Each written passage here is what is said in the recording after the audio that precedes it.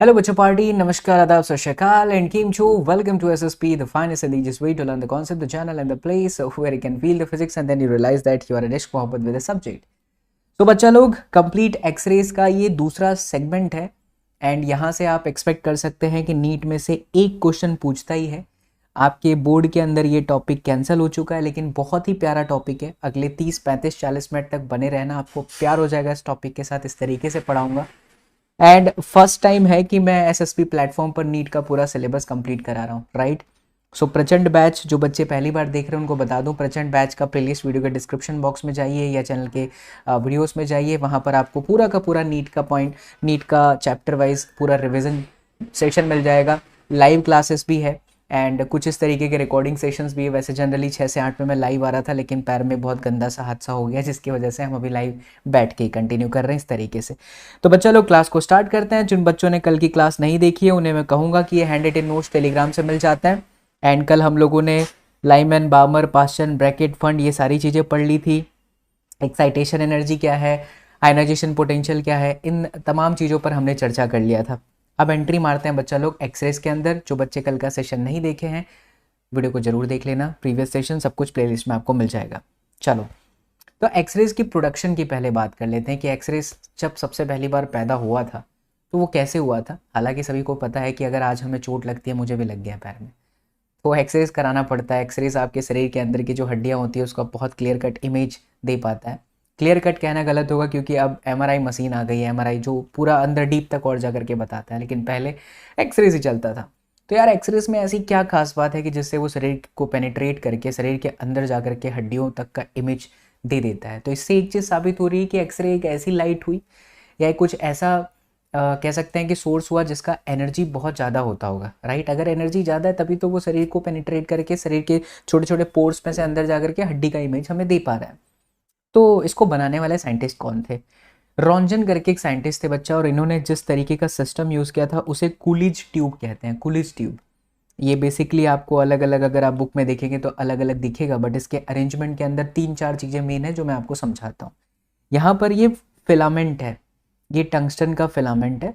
Generally जब भी आप कोई बल्ब देखते हैं पीली वाली, खास करके इस तरीके से गांव में अभी भी ऐसी ही लाइट लगी होती है, पीली कलर की जो बल्ब होती है, तो उसके अंदर आप ऐसा देखते हैं इस तरीके के फ्यूज़ वायर होते हैं।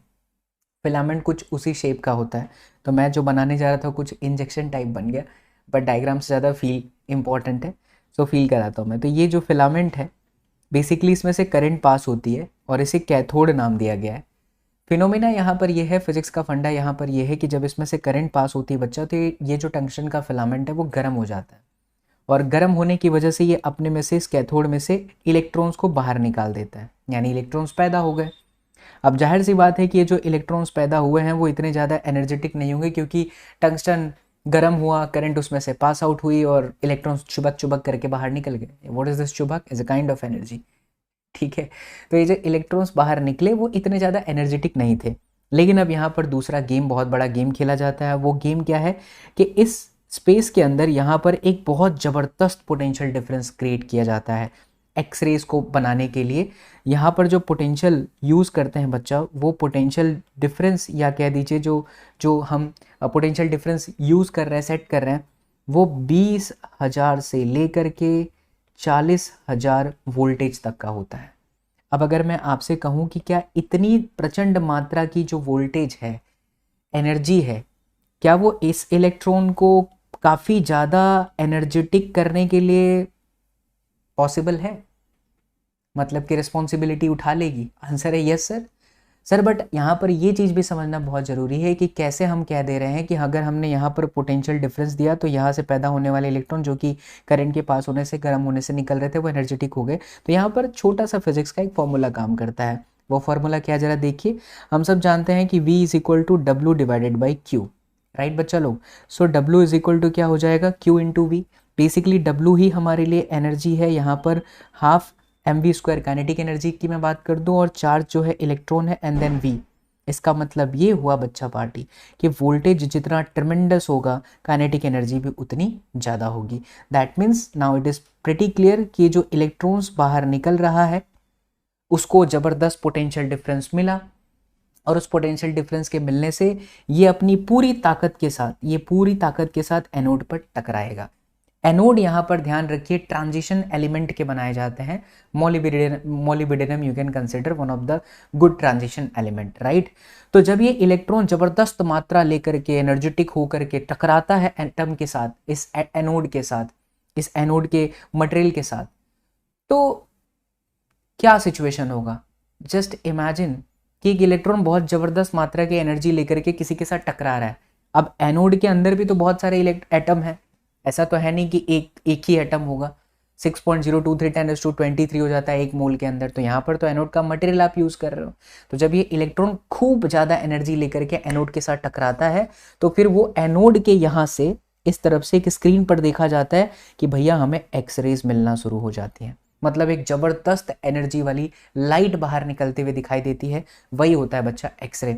मोटा मोटा अगर आप कहानी को समझें तो कुछ भी नहीं है, कैथोड से करंट पास हुआ, फिलामेंट गर्म हुआ, इलेक्ट्रॉन्स बाहर निकले, उस इलेक्ट्रॉन को हमने एनर्जेटिक कर दिया। कैसे? हमने जबरदस्त पोटेंशियल डिफरेंस दे दिया, वो एनर्जेटिक हो गया। अब बहुत ज़्यादा एनर्जी लेकर के वो ठप करके एनोड के साथ टकराता है और फिर थोड़ी देर के बाद हम यहाँ स्क्रीन पर देखते हैं बच्चा कि हमें एक लाइट दिखाई देती है जिसे हमने एक्सरे कह दिया।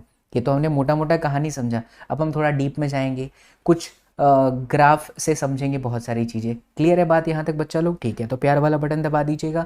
And if you are new on this platform then be a part of this beautiful family. Subscribe वाला बटन दबा देना, लगातार नीट एंड बोर्ड के कंटेंट यहाँ पर आ रहे हैं। अब आइए एक्सप्लेनेशन ऑफ लैम्बडा मिनिमम। बच्चा अगर मैं कहूँ यहाँ पर कि जो मेरे पास स्क्रीन था, जो पर्दा था, उस पर्दे पर मुझे अलग अलग एक्सरेज दिखाई दे रहे हैं, तो गलत नहीं होगा ना? अलग अलग एक्सरेज का क्या मतलब हुआ? जरूरी थोड़ी है ना है कि जितने भी लाइट मुझे दिखाई दी या जितने भी एक्सरेज मुझे दिखाई दिए सबकी इंटेंसिटी एक जैसी हो। नहीं, ऐसा तो हो नहीं सकता। क्यों? क्योंकि यहाँ से जो इलेक्ट्रॉन्स निकले हैं, पहले वो सोचो क्या एक ही इलेक्ट्रॉन्स निकला है? आंसर है नहीं, बहुत सारे इलेक्ट्रॉन्स बाहर निकले। तो हो सकता है कुछ इलेक्ट्रॉन्स उसमें से ऐसे इलेक्ट्रॉन्स हो जो बहुत ज़्यादा साइको टाइप नेचर वाले हो। मैं साइको नेचर वाले इलेक्ट्रॉन्स किसे कहता हूँ? अगर आप किसी एटम में से इलेक्ट्रॉन को निकलता हुआ इमेजिन करें तो वो इलेक्ट्रॉन फर्स्ट ऑर्बिट से भी निकल सकता है, सेकेंड ऑर्बिट से भी निकल सकता है, थर्ड ऑर्बिट से भी निकल सकता है, लास्ट ऑर्बिट से भी निकल सकता है। जो इलेक्ट्रॉन सबसे पहले वाला orbit which is very close to nucleus, try to feel this point, मजा आ जाएगा बच्चा लोग। And physics is all about imagination. Once you start learning the physics by clearing the concept of it, they will come in your life when you realize that you are in love with physics. So whenever the electron coming out from the orbit which is very close to nucleus, it must be very very super energetic, क्योंकि nucleus के साथ उसका जबरदस्त bonding था और आप उसे तोड़ करके बाहर निकालना चाहते हैं, तो इट मस्ट बी एनर्जेटिक। तो वैसा इलेक्ट्रॉन ऑलरेडी एनर्जेटिक होता है और फिर आप उसको और ससुरा एनर्जी दे दिए 20,000 से 40,000, तो वो धबाक करके एनोड के अंदर घुस जाएगा। जब अंदर घुस जाएगा तो हो सकता है एनोड के एटम के अंदर घुस जाए। कुछ इलेक्ट्रॉन एनोड के एटम के साथ टकराए और कुछ तो इतने खतरनाक थे जो एटम के अंदर घुस गए। तो जब अंदर घुस गए तो ऑर्बिट को तोड़े, ऑर्बिट को तोड़ करके, ऑर्बिट को तोड़ना मतलब ऑर्बिट के अंदर के इलेक्ट्रॉन्स को तोड़े, फिर वो लोग बाहर निकले। Are you getting my point? There are a lot of electron which are coming out from the cathode tube. Some of them are psycho, some of them are less psycho. इस वजह से जो मुझे स्पेक्ट्रम यहाँ दिखाई देगी उसमें से कुछ एक्सरेज की इंटेंसिटी कम होगी, कुछ की ज़्यादा होगी। अब यहाँ सवाल ये उठता है सबसे बेस्ट एक्सरे कौन सा होगा जो मार्केट में यूज होता है, जिसको हम कहते हैं कि भैया ये अच्छा एक्सरे है। एक होता होगा ना सॉफ्ट एक्सरे, एक होता है hard x-ray. Try to feel this point, what is the meaning of soft x-ray? Soft x-ray वो हुआ जिसकी पेनिट्रेटिंग पावर थोड़ी कम है और हार्ड एक्सरे वो है जिसका पेनिट्रेटिंग पावर ज़्यादा है। अब आप सोचिए कि soft x-rays and hard x-rays को हम पेनिट्रेटिंग पावर से कंसिडर कर रहे हैं, बट एक्सरेज अच्छा एक्सरेज तब है जब वो बहुत ज़्यादा एनर्जेटिक है। करेक्ट बात है। अगर वो बहुत ज़्यादा एनर्जेटिक है इसका मतलब है कि E = HF के हिसाब से बच्चा लोग एनर्जी को मैं ज़्यादा करता हूँ तो फ्रीक्वेंसी भी ज़्यादा होनी चाहिए। But at the same time we also know that F = C/λ, where C is the speed of light. Cat पाने बिल्ली होता है लेकिन यहाँ C स्पीड ऑफ लाइट है। तो अगर हम फ्रीक्वेंसी को ज़्यादा करना चाहते हैं तो लैम्बडा को मिनिमम करना होगा। यही इसीलिए यहाँ पर एक कॉन्सेप्ट आया कि एक्सप्लेनेशन ऑफ लैम्बडा मिनिमम। तो वही एक्सरे सबसे अच्छा एक्सरे माना जाएगा जिस एक्सरे का वेवलेंथ सबसे कम होगा। और इसको अचीव करने के लिए आप क्या कर सकते हैं, जरा एक फॉर्मूला को समझिए। 12 mv², ये एनर्जी मिल गई E × V की वजह से। ये V को मैं अप्लाइड पोटेंशियल डिफरेंस बोलूँ, जो हमने यहाँ पर अप्लाई किया है 20,000 से 40,000 वोल्टेज तक, ठीक है। तो यही जो एनर्जी है वो हमारे लिए EVA है। एंड बच्चा लोग इसी एनर्जी को हम लोग क्या बोलेंगे, HF, HC बाई लैम्डा, ठीक है। तो ये आपका HC बाई लैम्डा हो गया, यहाँ पर लैम्डा मिनिमम कह दीजिए, और ये EVA हो गया। सो फाइनली हमें जो लैम्डा मिनिमम की वैल्यू दिखाई दे रही है वो लैम्डा मिनिमम हो गई HC अपॉन में EVA। चलिए मैं इसे ब्रैकेट से क्लोज कर दूं ताकि इसे आप अच्छे से याद रख सके।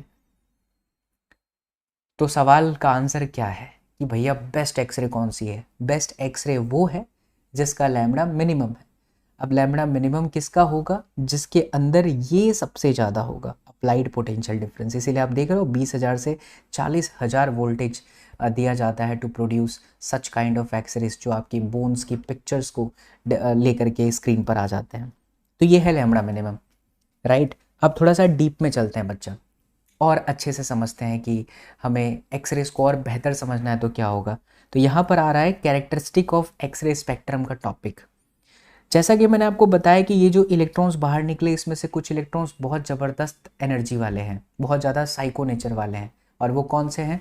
जो यहाँ से निकल रहे हैं, ये न्यूक्लियस, यहाँ से निकलने वाले इलेक्ट्रॉन सबसे ज़्यादा साइको नेचर वाले। तो ऐसे साइको नेचर वाले जो इलेक्ट्रॉन्स होते हैं बच्चा, वो क्या करते हैं, बहुत ज़्यादा डीप में पेनिट्रेट कर देते हैं एनोड के एटम को। जैसे मान लीजिए यहाँ पर मैंने एक एटम को इमेजिन करा, ये किसका एटम है? एनोड का एटम है। और ये क्या दिखा रहा है? ये एनर्जी है इलेक्ट्रॉन की, साइको एनर्जी, जो कि हमारे कैथोड से निकली, राइट। अब ये इतनी ज़बरदस्त एनर्जी है कि ये जो ऑर्बिट है, ये वाले ऑर्बिट, इसको पेनिट्रेट करते हैं। अब न्यूक्लियस के आसपास सबसे पहला वाला ऑर्बिट n=1 को K सेल कहा जाता है, n=2 हो उसको L सेल कहते हैं, n=3 हो उसको M सेल कहते हैं। बेसिकली KLMN हम पढ़ते हैं, एंड SPDF और ऑर्बिट्स होता है। तो ये सेल्स हैं KLMN, हम यहाँ पर 3 को ही रिप्रेजेंट कर रहे हैं। अगर टक्कर इतनी खतरनाक हुई इलेक्ट्रॉन की एनोड के एटम के साथ कि वो उसको डीप में पेनिट्रेट कर दिया, और इतना जबरदस्त टक्कर हुआ कि उसने के सेल के इलेक्ट्रॉन को ही बाहर निकाल दिया, तो स्टेबिलिटी तो खराब हो गई। अगर यहां से n=1 से इलेक्ट्रॉन बाहर चला गया, तो जो n=2 में बैठा इलेक्ट्रॉन है वो तो सोचेगा यार नीचे वाला खाली हो गया, चलो हम कूदी मार लेते हैं, क्योंकि इलेक्ट्रॉन्स को बहुत अच्छा लगता है, वो कभी भी हायर ऑर्बिट वाले स्टेट में नहीं रहना पसंद करता। ये हमने कल भी सीखा था। तो फिर से समझिए, कैथोड से निकला वाला साइको इलेक्ट्रॉन इतना खतरनाक था कि उसने एटम, एनोड के एटम को पेनिट्रेट किया और इतना अंदर घुस गया कि उसने n=1 यानी कि K सेल में से इलेक्ट्रॉन को बाहर निकाल दिया। यहाँ पर एक वैकेंसी आई, और इस वैकेंसी को कंप्लीट करने का काम फुलफिल किसने किया? L भी कर सकता है, M भी कर सकता है, N भी कर सकता है। नाउ द सिचुएशन इज कि अगर इस तरीके के पेनिट्रेशन से n=1 से इलेक्ट्रॉन बाहर निकला, और बच्चा लोग n=2 का इलेक्ट्रॉन आकर के उसकी कमी को पूरा कर देता है, जो एक्सरे बाहर निकलती है उसको K अल्फा एक्सरे कहते हैं। ध्यान दीजिएगा, नीट में यहाँ से क्वेश्चन पूछता है बहुत ज़्यादा। अगर ऐसा होता कि n=1 से बाहर निकल के n=3 से आता, तो उसको हम K बीटा एक्सरे नाम देते हैं। सीक्वेंस पकड़िएगा, ऐसा होता कि n=1 से इलेक्ट्रॉन बाहर निकलता और n=4 से आता, इसको आप K गामा एक्सरेस कह देते। बोलो पिक्चर क्लियर बच्चा लोग? In the very same way situation ये भी हो सकता था क्या, कि सर n=2 से बाहर जाते, 1 से तो आएगा नहीं, लोअर से हायर में जंप नहीं करता, उसके ऊपर से ही आता है। अगर 2 से बाहर जाता और n=3 से उसकी कमी को पूरा करता, तो इसको हम कहते L अल्फा एक्सरेज। n=2 से बाहर जाता, n=4 से आता है, इसको हम L बीटा कहते, एंड सो ऑन। अब यहाँ पर एक चीज़ नोट करने वाली बात है, हम K alpha, K beta, K gamma, K delta या whatever it is, K x-rays तब नाम देंगे जब n=1 से इलेक्ट्रॉन बाहर निकला है और उसकी कमी को पूरा करने के लिए 2, 3, 4 से लोग आ रहे हैं। करेक्ट बात। हम L अल्फा सीरीज किसे कहेंगे? जब n=2 से इलेक्ट्रॉन्स बाहर निकले। इसी तरीके से आप समझ सकते हैं कि M एक्सरेज किसे कहेंगे? जब n=3 से इलेक्ट्रॉन बाहर निकले और 4, 5, 6 से उसकी कमी को लोग पूरा करने के लिए आ रहे हैं। ये बात आप समझे? तो ये basically characteristic of x-ray spectrum है। जो आपने स्क्रीन देखा था यहाँ पर कूली स्टीप के बाहर, उस स्क्रीन के अंदर अब हम नामांकन करना शुरू कर चुके हैं कि भैया के अल्फा एक्सरेज, के बीटा एक्सरेज, के गामा एक्सरेज एंड के डेल्टा एक्सरेज। राइट बच्चा लोग, इसी सब ऑब्जर्वेशन पर से एक ग्राफ देखा गया, बनाया गया प्रैक्टिकल करते करते, एंड वो ग्राफ था intensity of x-rays versus wavelength. और ग्राफ बड़ी खतरनाक आई, बड़ी प्यारी सी आई। कई बार ये ना डायरेक्ट ग्राफ पूछे गए हैं, एंड मैंने जेईई मेंस के पेपर में भी देखा है, एंड नीट में भी आपको देखा गया है कि डायरेक्ट ये ग्राफ आ जाता है कि इनमें से which graph is correct for intensity versus wavelength of the x-rays. इसको याद करने के लिए आप चूहे का शेप समझते हो, बचपन में चूहा बनाते थे तो कान ऐसे रहता था, तो देखिए ध्यान से, तो ये मूषक राज के चूहे के जैसा ही लग रहा है। बट यहाँ पर एक सवाल उठता है मन में कि सर शुरू में तो हमें ये लैम्बडा थोड़ा कंटिन्यूसली दिखाई दे रहा है, इसको कंटिन्यूस स्पेक्ट्रम भी कहते हैं, फिर सडनली कुछ वेवलेंथ के लिए इंटेंसिटी जो है बढ़ गई, एल बीटा के लिए थोड़ी कम है, एल अल्फा के लिए ज़्यादा है, के अल्फा के लिए बहुत ही ज़्यादा और के बीटा के लिए बहुत ही कम है। ये तो प्रैक्टिकल से आया होगा, वैल्यू रख रख करके अलग अलग मोलिब्डेनम एटम, टंगस्टन, ऐसे बहुत सारे अलग अलग एनोड के ऊपर ट्राई कर करके उसकी कैरेक्टरिस्टिक जानी जाती है कि अच्छा ये ऐसा है, ये ऐसा है। फिर आप पढ़ते हो ना पूरा कैरेक्टर उसका कि ये कैसे बिहेव करता है, तो बेसिकली वो एक्सपेरिमेंट से ही होता है। बट सवाल यहाँ उठता है कि के अल्फा की इंटेंसिटी ज़्यादा क्यों है और के बीटा की कम क्यों है। इसको थोड़ा समझते हैं, अच्छे से एनालिसिस करते हैं। ये देखिए बच्चा लोग, अगर आप बहुत ध्यान से समझो, वो कलर नीला लेता हूँ इस बार, बहुत अगर ध्यान से समझो तो हम लोगों ने n इज इक्वल टू 1 का मतलब क्या बोला था। ये कलर बढ़िया नहीं दे रहा है, मज़ा दे नहीं दे रहा है, वाइट ले लेते हैं। हाँ, हमने n इज इक्वल टू 1 के लिए जो एनर्जी कही थी वो थी हमारे लिए कितनी बच्चा लोग, माइनस में 13.6 EV। Right, n is equal to 2 के लिए हमने कहा था माइनस में 3.4 EV। ठीक है, n इज इक्वल टू 3 के लिए बच्चा लोग हमने कहा था माइनस में 1.51 EV। Right, n is equal to 4 के लिए हमने कहा था माइनस में 0.85 EV। अब जरा सोच के देखो के अल्फा एक्सरेज का मतलब क्या हुआ। के अल्फा का मतलब हुआ कि भैया n बराबर 1 से बाहर निकला और n बराबर 2 में आया, तो एनर्जी कितना हुआ, एनर्जी डिफरेंस E2 माइनस में E1। तो जब आप माइनस 3.4 एंड माइनस ये करिएगा तो कितना आता है, ऑलमोस्ट 10.2 आ रहा है। ठीक है, तो के अल्फा के लिए 10.2 EV। वहीं के बीटा के लिए कितना आता है, के बीटा का मतलब वो n बराबर 1 से बाहर निकला और n बराबर 3 से आया, तो जब आप माइनस 1.51 प्लस 13.6 कर देंगे तो ऑलमोस्ट 12.02 EV आ रहा है। अब इस हिसाब से तो सर अल्फा की एनर्जी कम है, बीटा की एनर्जी ज़्यादा है, intensity is somehow related to energy. तो बहुत सारे स्टूडेंट ऑफलाइन में पूछते हैं कि सर अल्फा की तो एनर्जी कम हुई और बीटा की एनर्जी ज़्यादा है, तो इंटेंसिटी क्यों अल्फा की ज़्यादा दिख रही है।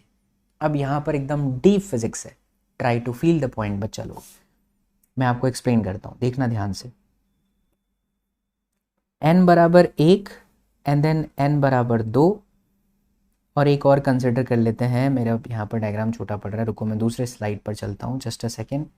इसको रफ कर दें ताकि आप लोगों के लिए नोट्स बहुत अच्छे तरीके से रहे।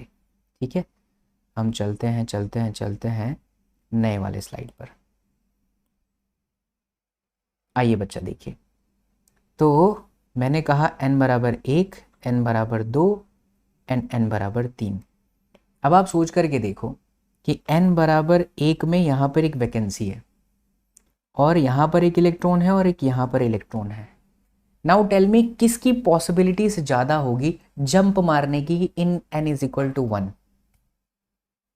क्या n बराबर 2 वाला ज़्यादा से ज़्यादा जंप मार के यहाँ पर आ सकता है या n बराबर 3 वाला आ सकता है। आप कहेंगे सर दोनों आ सकते हैं, लेकिन ज़्यादा पहले कौन पहुंच सकता है। Of course the orbit which is close to n is equal to 1। Try to feel this point. मैं फिर से रिपीट करता हूँ, n बराबर 1 में वैकेंसी थी, 2 से भी आ सकता था, 3 से भी आ सकता था, लेकिन ज़्यादा कौन आएगा, 2 वाले ज़्यादा आएंगे। तो 2 वाले अगर ज़्यादा से ज़्यादा आ गए तो मान लीजिए कि जब 2 से यहाँ पर आता है 1 में, तो इसकी एनर्जी भले 2 EV है, एग्जाम्पल के तौर पर 2 से 1 में आता है 2 EV, और जब 3 से 1 में आता है तो ये एनर्जी है 10 EV। दो ईवी वाले जंपिंग, यानी कि 2 से 1 वाले जंपिंग 10 बार है, 10 टाइम्स है, और ये है आपका 2 बार या तो 3 बार। इतना तो आपको समझ में आ गया कि 3 से 1 वाला जंपिंग वो है, दूर है, इसलिए उसके ट्रांजिशंस कम से कम होंगे। तो अगर ये 2 से 3 बार मारता है तो भी ये 30 ईवी हुआ, राइट। लेकिन अगर आप यहाँ, अच्छा इतना भी डिफरेंस नहीं होगा, मैंने एक गलती कर दी, 2 ईवी या 10 ईवी नहीं है। अभी आपने देखा था 2 से 1 में, फिर से समझाता हूँ, 2 से 1 में जब जंप मार रहा है तो ऑलमोस्ट 10 ईवी, और ये है आपका 12 ईवी। ये 10 बार होने के चांसेस हैं, एक एग्जांपल लिया है, सिर्फ 10 बार हो सकता है, और 10 बार के कंपैरिजन में ये 2 बार या फिर 3 बार हो सकता है। तो इसकी टोटल एनर्जी हुई 12 दूनी 24, और इसकी हो गई 100 ईवी। भले एनर्जी का गैप कम है फॉर 2 to 1 वाला transition, but possibilities of transition from the 2 to 1 is more than 3 to 1, and this is the biggest reason why we get this intensity of alpha is greater than beta। सबसे ज़्यादा के alpha का होता है, because 2 से 1 में transition ज़्यादा हो सकता है। इसी तरीके से एल अल्फा का सोचिए, यानी 2 से बाहर निकला 3 से आया तो उसके ट्रांजिशन ज़्यादा होंगे, इसीलिए ये ज़्यादा है कंपैरिजन टू बीटा के। नाउ आई होप माई बच्चा party you are getting my point, और ये वाले ग्राफ डायरेक्ट आ जाते हैं। This is all about the characteristic spectrum. Let's come to the next one. तो ये हम समझ लिए एक्सप्लेनेशन ऑफ लैम्बडा मिनिमम, हमने समझा। अच्छा हम यही थे ना, ठीक है। अब कुछ न्यूमेरिकल्स को करते वक्त ना हमें कुछ कैलकुलेशंस को बहुत ध्यान से करना होता है, क्योंकि नीट है, वो आपकी एक्यूरेसी चाहता है, आपका स्पीड भी चाहता है। तो वो चाहता है कि आप छोटी छोटी गलतियों को अवॉइड करो, क्योंकि 720 में से 720 मार्क्स लाने हैं, तो हमें ऐसे गलतियों को अवॉइड करना पड़ेगा। तो मैं कुछ आपको एग्जांपल समझाता हूँ, उसके बाद बहुत अच्छे से उसको याद कर लेना बच्चा। एनर्जी का formula h c by lambda हम सब जानते हैं। एच कॉन्स्टेंट है 6.625 10⁻34 जूल पर सेकेंड, सी 3 × 10⁸ मीटर पर सेकेंड। वेवलेंथ अगर मीटर में है तो एनर्जी आपका जूल में आ जाएगा। लेकिन अगर मुझे एनर्जी को इलेक्ट्रॉन वोल्ट में लाना है और वेवलेंथ एंगस्ट्रॉम में दिया है, तो इसको डायरेक्ट याद रख लीजिए बच्चा लोग कि एनर्जी का फॉर्मूला, ये सारी वैल्यू रखने के बाद ये सब पूरा आया हुआ है। आप चाहो तो कैलकुलेट कर लेना, एच की वैल्यू रखो, सी की वैल्यू रखो, पहले आंसर जूल में आएगा। And we know that 1 EV is equal to 1.6 × 10⁻19 joule. तो आप क्या करना कि आपके आंसर को 1.6 × 10⁻19 से डिवाइड कर देना, ये आंसर आपका EV में आ जाएगा। बट कंडीशन ये है कि तब आपका वेवलेंथ मीटर में नहीं है, आपका वेवलेंथ एंगस्ट्रॉम में है। यानी एनर्जी का सही इक्वेशन hc बाई लैम्बडा याद करने के बजाय हमें क्या याद रखना चाहिए, 12400 divided by lambda, that must be in angstrom, and now your energy is coming into electron volt. अगर मैं यहाँ से लैम्बडा को सब्जेक्ट बनाऊँ तो लैम्बडा इज इक्वल टू हो जाएगा 12400, जो कि ईवी था ही, एंगस्ट्रॉम लैम्बडा आ रहा है, लेकिन ये जो एनर्जी है वो किस में है, इलेक्ट्रॉन वोल्ट में है। और यही एनर्जी आपका ईवी था, और वो वी क्या था, अप्लाइड पोटेंशियल डिफरेंस, जहाँ हाफ mv² मैक्सिमम वाला इक्वेशन आपने लिखा था। ये देखिए, ये आपका क्या है, अप्लाइड पोटेंशियल डिफरेंस। तो कई बार न्यूमेरिकल के अंदर ऐसी चीज़ें आ जाती हैं, तो आपको ध्यान रखना है कि lambda is equal to 12400 VA, यानी कि applied potential difference, and E से ई कट जाएगा तो आपका इक्वेशन समहाउ कुछ वैसा ही बन जाएगा। But you need to understand कि ये कैसे हो रहा है। तो एनर्जी का इक्वेशन 12400 अपॉन पे लैम्बडा एंगस्ट्रॉम, और एनर्जी ईवी में है। बट अगर मुझे वेवलेंथ निकालना है और हमें जो लाइट दी है, जो एक्सरेज दी है, उसका हमें एनर्जी पता है 12400 ईवी, और अप्लाइड की एनर्जी मुझे पता है, या पोटेंशियल पता है, पोटेंशियल पता है तो जनरली इसे मल्टीप्लाई किया तो मतलब एनर्जी आ गई। तो ये आपका एंगस्ट्रॉम में डायरेक्ट आंसर यहाँ लिखा है मैंने, given energy of x-ray and applied energy, energy in terms of applied potential. Got my point, ठीक है। अब यहाँ पर कुछ हमें एग्जाम्पल करने हैं, बट उससे भी पहले हम पहले मोसलेस लॉ कर लेते हैं। क्या है ये मोसलेस लॉ, मोसले कुछ भी कह सकते हो, आशा भोसले नहीं, मोसले। बेसिकली आपने देखा बच्चा लोग कि जो हम जब एक्सरे पढ़ रहे हैं तो उस एक्सरे के अंदर एक सिचुएशन ऐसी आ रही है जहाँ पर इलेक्ट्रॉन इतना ज़्यादा साइको नेचर वाला है कि वो एनोड को बहुत डीप पेनिट्रेट कर दे रहा है, और डीप पेनिट्रेट करने की वजह से क्या हो रहा है कि उसके जो सेल्स हैं वहाँ से इलेक्ट्रॉन बाहर निकल जा रहा है। जाहिर सी बात है कि अगर इलेक्ट्रॉन वहां से बाहर निकल गया तो जो एटॉमिक नंबर है उस टारगेट का या उस एनोड का वो तो ऑफ कोर्स चेंज हुआ। पहले जहां एनर्जी का इक्वेशन -13.6 अपॉन में एन स्क्वायर ऊपर जेड स्क्वायर होता था, अब हाइड्रोजन के लिए आप Z1 ले लेते थे कल की क्लास में, वही इक्वेशन कुछ अब इस तरीके का दिखेगा। ध्यान रहे कि ये एक आ रहा है इसलिए क्योंकि मैं बात कर रहा हूं के अल्फा की, यानी n बराबर 1 से बाहर निकला। अगर यही सिचुएशन ऐसा होता, हम के बीटा की बात कर सॉरी एल अल्फा की बात कर रहे होते, तो के सेल होगा तो हर बार यहाँ पर 1 ही आएगा क्योंकि 1 से बाहर निकल गया। और अगर यही एल होगा तो Z-2 रहेगा, ध्यान रखिएगा, ठीक है। तो क्योंकि के अल्फा है तो n बराबर 1 से बाहर जाएगा और n बराबर 2 से आएगा। तो हम फर्स्ट वाले के लिए एनर्जी का इक्वेशन लिख लेते हैं और सेकंड वाले के लिए एनर्जी का इक्वेशन लिख लेते हैं। n की जगह पर मैंने 1 लिखा, n की जगह पर मैंने 2 लिखा। अब मैं E2 माइनस E1 निकाल लेता हूँ। ये देखिए मैंने स्लाइड बनाया है आप लोगों के लिए हैंड रिटन नोट्स। तो जब हम E2 माइनस E1 करेंगे तो ये कुछ इस तरीके का आएगा। इसको सॉल्व करेंगे, इलेक्ट्रॉन वोल्टेज को मैंने जूल में रख दिया क्योंकि जो एनर्जी का डिफरेंस है बोहर मॉडल के हिसाब से HF के बराबर है, राइट। अब ये सारा कुछ कांस्टेंट है, H भी इवन कांस्टेंट है, तो ये कांस्टेंट को मैंने अंडर रूट C से कर दिया बिकॉज यहाँ पर स्क्वायर था, तो हम दोनों तरफ क्या करेंगे, अंडर रूट करेंगे। H तो ऑलरेडी यहाँ कांस्टेंट में चला गया तो ये पूरा कांस्टेंट अंडर रूट C हो गया एंड Z-1 का स्क्वायर Z-1 हो गया। उस वक्त उस दौर आज के 150-200 साल पहले जब केमिस्ट्री की पीरियोडिक टेबल बनाई जा रही थी तो बहुत सारे एलिमेंट मिसिंग थे बच्चा लोग। मोसलेस इसके लॉ के इसी इक्वेशन का यूज़ करके बहुत सारे एलिमेंट के बारे में पता लगाया गया। कैसे कि अगर आप कैथोड में से इलेक्ट्रॉन्स को बाहर निकाल रहे हो तो टारगेट आप अलग अलग मटेरियल का रखो, उसकी कैरेक्टरिस्टिक को स्टडी करो, उसकी फ्रीक्वेंसी से आपको Z निकल जाएगा, यानी एटॉमिक नंबर निकल गया। तो एलिमेंट का एटॉमिक नंबर क्या होगा वो इस वाले इक्वेशन से पता लगाया गया। मैं फिर से कहना चाहूँगा, ध्यान से समझिएगा।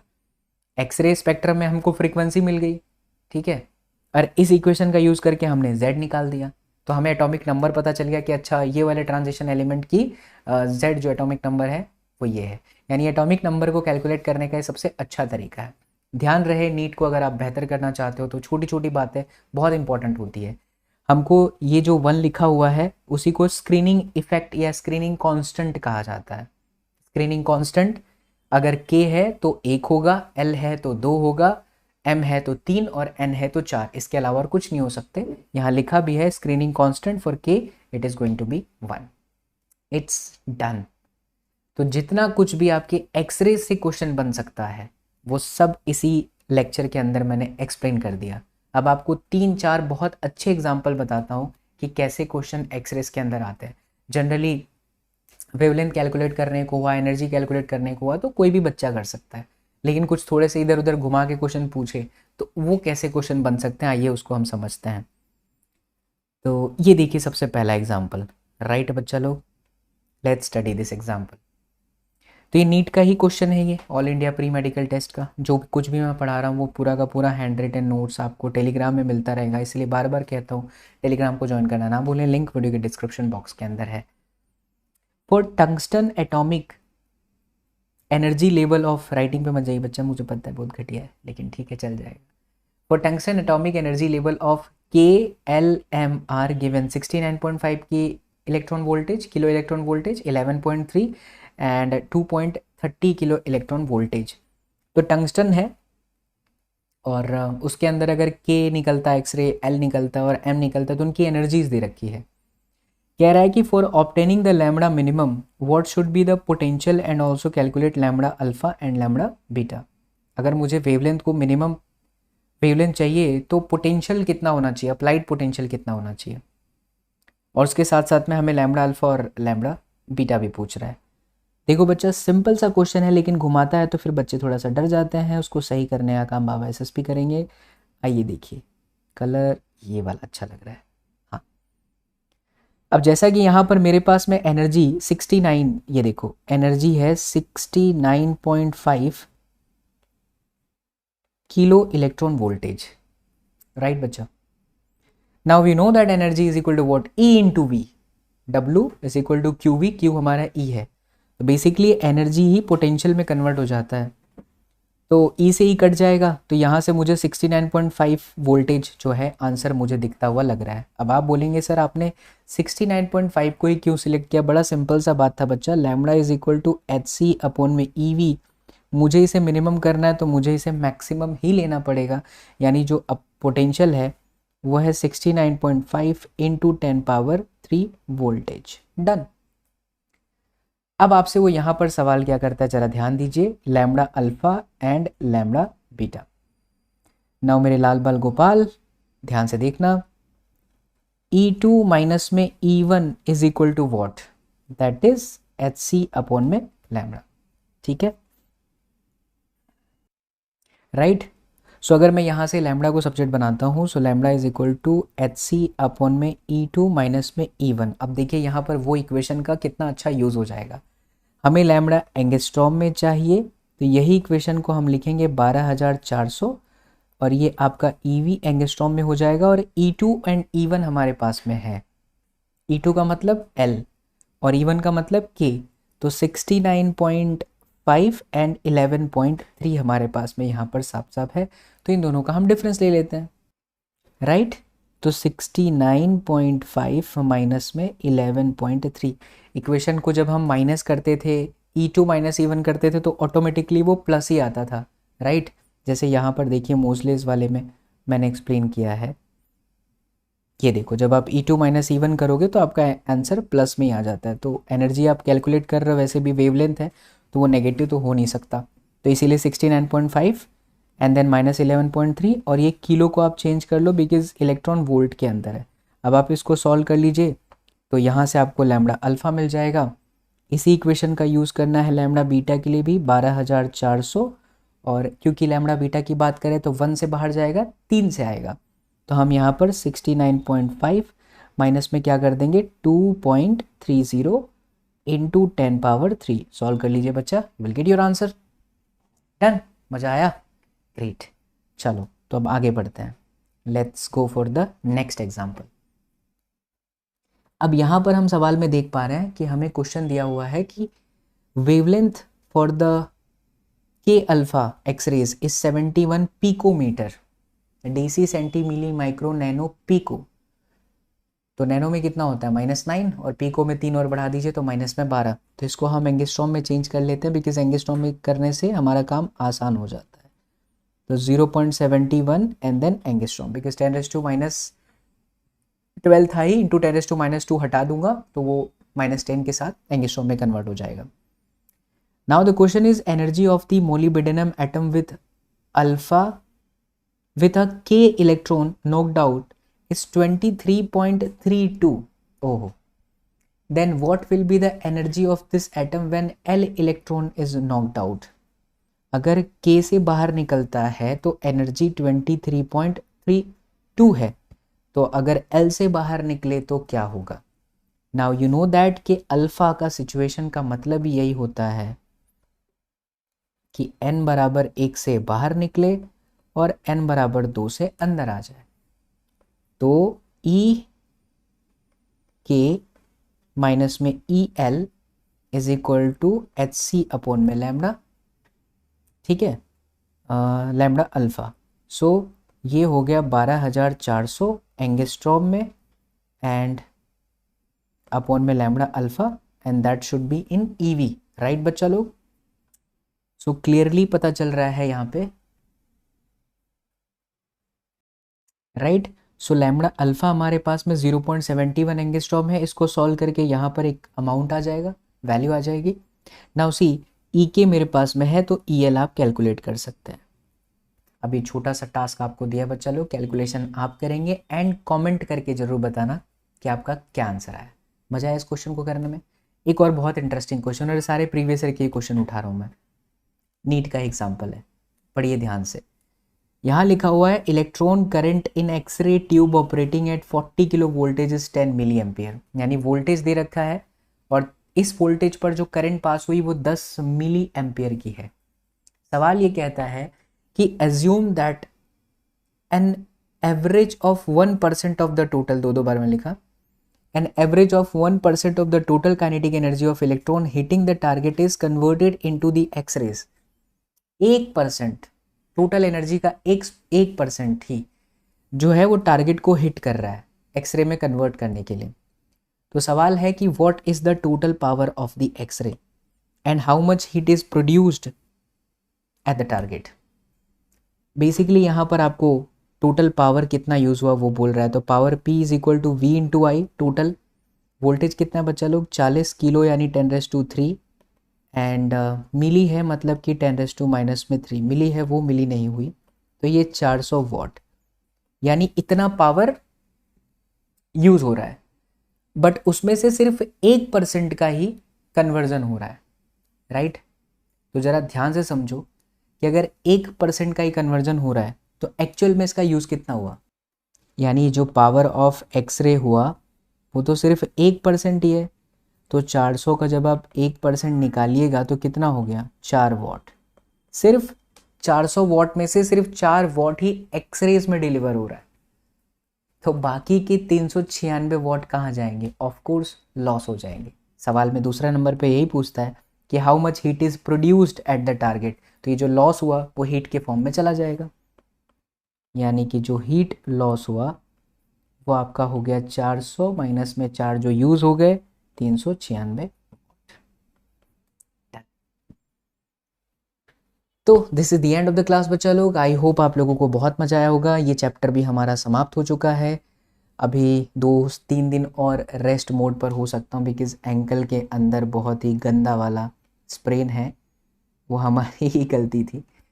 तो अभी क्लास आपकी कंटिन्यू कर रहा हूँ मैं इस तरीके के रिकॉर्डिंग सेशन से। एंड चाणक्य नीति 4.0 पर फुल काम चल रहा है, आपके पूरे नोट्स बनाए जा रहे हैं, तो उसकी आप चिंता बिल्कुल मत करना, उसमें हम लोग ज़रूर लौटेंगे। और न्यूक्लियाई चैप्टर जो है उसे हम लोग कल फिनिश कर रहे होंगे। ये सेशन आपने देख लिया है तो मेक श्योर कि आपने इस चैनल का सब्सक्राइब कर लिया बच्चा लोग। अगर नहीं किया हो तो जल्दी से कर लेना बिकॉज कल का सेशन आएगा आपका न्यूक्लियाई, राइट। एंड दिवाली के दिन बहुत बड़ा धमाका होगा, इस दिवाली कुछ अलग होगा आप लोगों के लिए।